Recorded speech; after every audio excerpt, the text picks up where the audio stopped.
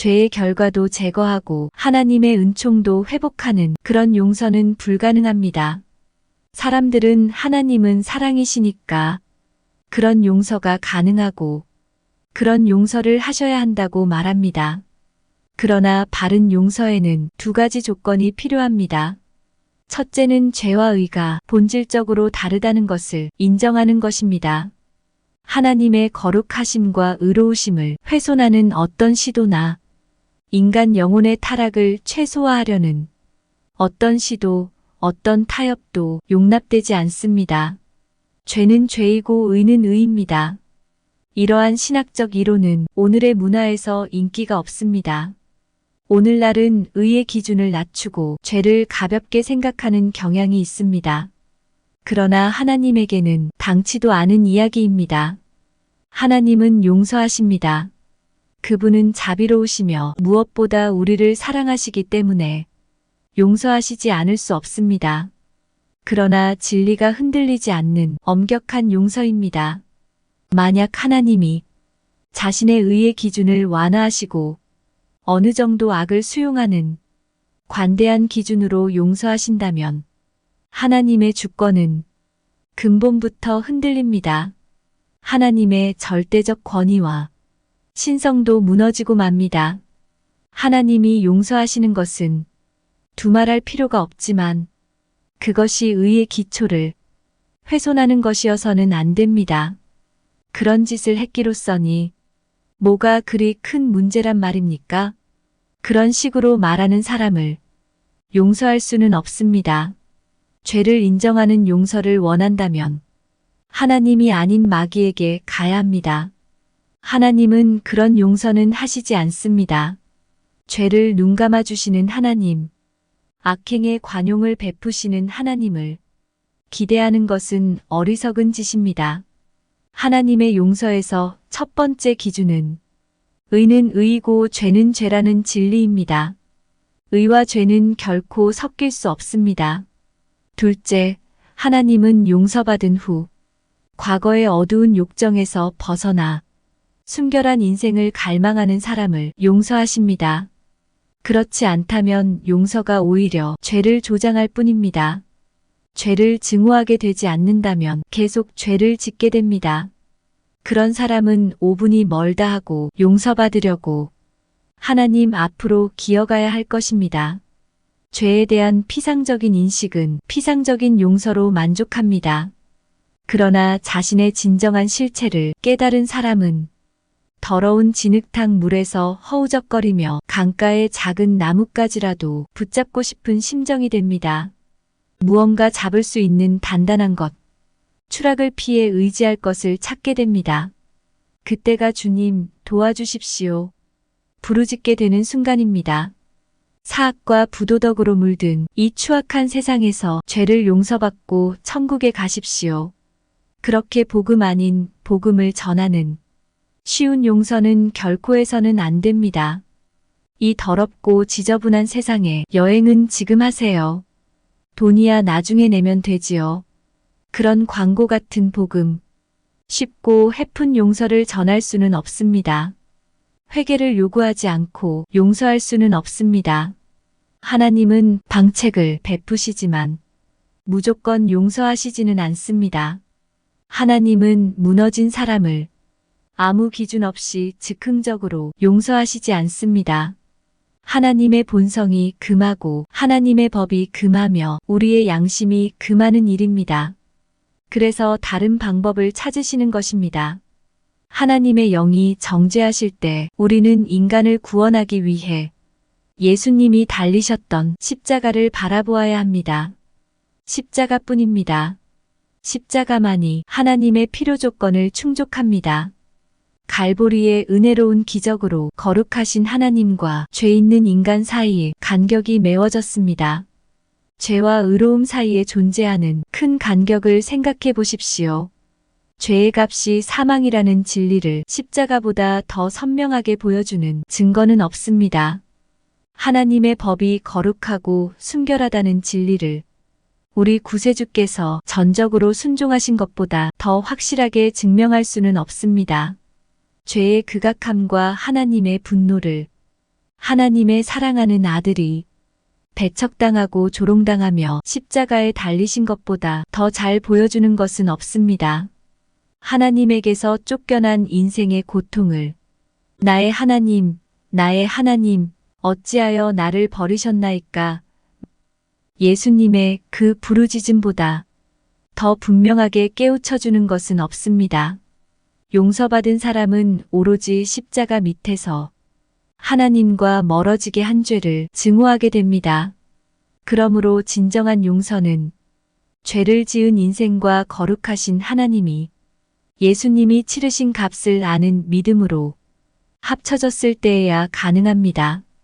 압살롬에 대한 다윗의 용서는 또 다른 죄를 짓게 하는 지극히 불완전한 용서였습니다. 그러나 인간에 대한 하나님의 용서는 다른 죄를 짓지 않게 하는 완전한 용서입니다. 하나님이 용서하셨을 때 다윗이 어떤 자세를 취했는지 보십시오. 다윗은 압살롬 반군의 공세에 밀려 예루살렘을 떠났습니다. 머리는 가린 채 맨발로 계속 울면서 감람산으로 올라갔습니다. 하나님의 정죄가 아니라 사랑의 채찍을 맞아 고통스러웠습니다. 다윗은 왜 울었을까요? 왕국에서 쫓겨나서 울었을까요? 왕자를 잃어서 울었을까요? 아닙니다. 그는 자신의 자녀와 왕국에 나타난 자기 죄의 증거를 보았기 때문에 가슴이 찢어졌습니다. 모든 것이 산산조각 나는 죄의 결과를 보며 죄의식과 수치심에서 울었던 것입니다. 사무엘하 16장 5절로 8절에는 다윗이 이전에 경험하지 못했던 황당한 상황이 기록되어 있습니다. 사울의 친척인 시므이가 다윗에게 저주를 퍼부은 것이었습니다. 그는 다윗을 따라와서 돌을 던지며 계속 행패를 부렸습니다. 아비새와 모든 신하들은 왕을 모욕한 시므이를 처단하자고 주장했습니다. 그러나 다윗은 내 몸에서 난 아들도 내 생명을 해하려 하거든. 하물며 이 베냐민 사람이랴. 여호와께서 그에게 명령하신 것이니 그가 저주하게 버려두라. 시므이뿐만 아니라 적국도 다윗을 저주했으나 그는 하나님의 징계로 생각하며 달게 받아들였습니다. 혹시 여호와께서 나의 원통함을 감찰하시리니 오늘 그 저주 때문에 여호와께서 선으로 내게 갚아주시리라.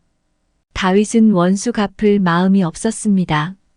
그가 당하는 저주와 행패를 자신의 회복을 위해 하나님이 허락하신 훈련으로 여겼습니다. 이것이 예수님의 피값으로 하나님이 주시는 용서입니다.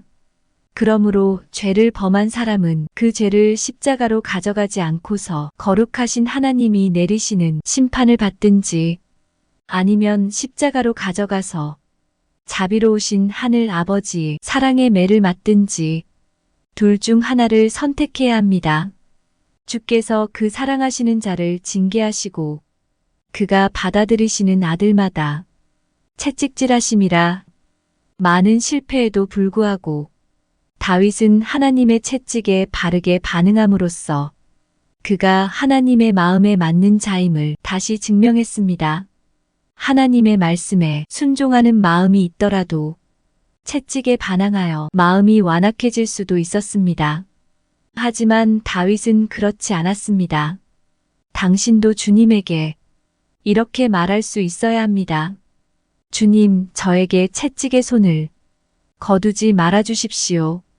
제가 범한 죄의 고통을 사는 날까지 짊어지고 살게 해 주십시오. 제 인생은 하나님의 뜻 안에서 죽은 것으로 만들어 주십시오. 제가 당하는 모든 일이 옹기장이의 손에서 버려진 진흙을 다른 그릇으로 만드시는 하나님의 계획이라고 믿게 해 주십시오. 시편 3편에는 이때 다윗이 겪었던 심정이 나타나 있습니다. 하나님의 매를 달게 맞으며 주 안에서 안식하는 모습입니다. 그는 돕는 분이신 주께 의지하여 밤이면 편안하게 잠들고 아침이면 밝은 마음으로 일어났습니다. 내가 누워 자고 깨었으니 여호와께서 나를 붙드심이로다. 하나님의 용서란 쉽고 값싼 것이 아닙니다.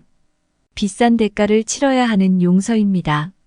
그러므로 우리의 죄에 대한 하늘 아버지의 채찍에 승복하는 것은 예수님의 형상을 닮아가는 소중한 일입니다. 여호와는 긍휼이 많으시고 은혜로우시며 노하기를 더디하시고 인자하심이 풍부하시도다. 자주 경책하지 아니하시며 노를 영원히 품지 아니하시리로다. 우리의 죄를 따라 우리를 처벌하지는 아니하시며 우리의 죄악을 따라 우리에게 그대로 갚지는 아니하셨으니 이는 하늘이 땅에서 높음같이 그를 경외하는 자에게 그의 인자하심이 크심이로다. 동이 서에서 먼 것 같이 우리의 죄가를 우리에게서 멀리 옮기셨으며 우리에게 명하사 백성에게 전도하되 하나님이 살아있는 자와 죽은 자의 재판장으로 정하신 자가 곧 이 사람인 것을 증언하게 하셨고 그에 대하여 모든 선지자도 증언하되 그를 믿는 사람들이 다 그의 이름을 힘입어 죄사함을 받는다 하였느니라. 우리는 그리스도 안에서 그의 은혜의 풍성함을 따라 그의 피로 말미암아 속량 곧 죄사함을 받았느니라. 이는 그가 모든 지혜와 총명을 우리에게 넘치게 하사 그 뜻의 비밀을 우리에게 알리신 것이요. 그의 기뻐하심을 따라 그리스도 안에서 때가 찬 경륜을 위하여 예정하신 것이니 나 곧 나는 나를 위하여 내 허물을 도말하는 자니 내 죄를 기억하지 아니하리라.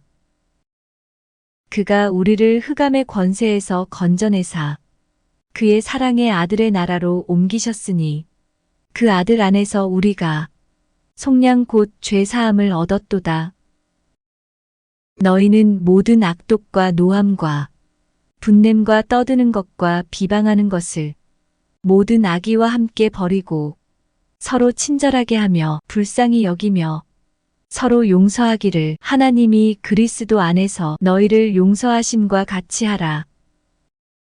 너희가 사람의 잘못을 용서하면 너희 하늘 아버지께서도 너희 잘못을 용서하시려니와 그러나 사유하심이 주께 있음은 주를 경외하게 하심이니이다. 너희의 죄가 주홍 같을지라도 눈과 같이 희어질 것이요 진홍같이 붉을지라도 양털같이 희게 되리라. 그가 찔림은 우리의 허물 때문이요 그가 상함은 우리의 죄악 때문이라. 그가 징계를 받음으로 우리는 평화를 누리고 그가 채찍에 맞음으로 우리는 나음을 받았도다.